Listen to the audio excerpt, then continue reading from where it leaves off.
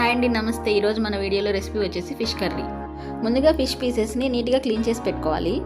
ఒక మిక్సీ జార్లోకి కొంచెం మెంతులు, జీలకర్ర, ఆనియన్స్ వేసి మిక్సీ పట్టుకోవాలి. ఆ పేస్ట్ని దీనిలో ట్రాన్స్ఫర్ చేసుకోవాలి. నెక్స్ట్ కొంచెం సన్నగా కట్ చేసుకున్నటువంటి ఉల్లిపాయలు, మీ టేస్ట్కి తగినట్టుగా పసుపు, కారం, ఉప్పు అండ్ కొంచెం ఆయిల్ కూడా. ఇది నాన్ వెజ్ కాబట్టి కొంచెం ఆయిల్ ఎక్కువే పడుతుంది. ఇవన్నిటిని కూడా చక్కగా వేసుకొని కలుపుకోవాలి. మనం వేసిన ఇంగ్రీడియంట్స్ అన్నీ కూడా చేప ముక్కలకి పట్టేలాగా ఒక 10 to 15 minutes వరకు బాగా కలుపుకోవాలి.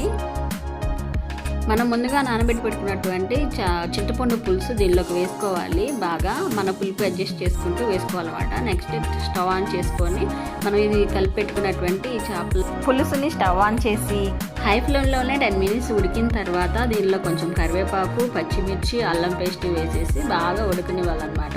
మధ్య మధ్యలో మూత తీసుకొని ఇది వీడియోలో చూపించిన విధంగా తిప్పుకుంటూ ఉండాలి, ముక్కలు విరిగిపోకుండా. కొంచెం కొబ్బరి పొడి, గరం మసాలా కూడా వేసుకోవాలి. ముక్క బాగా ఉడికి ఆయిల్ పైకి తేలిందంటే మనకి చేపల పులుసు రెడీ అయిపోయినట్టు. కొంచెం కొత్తిమీర వేసుకొని మనం ఎంజాయ్ చేయడం. Like, share and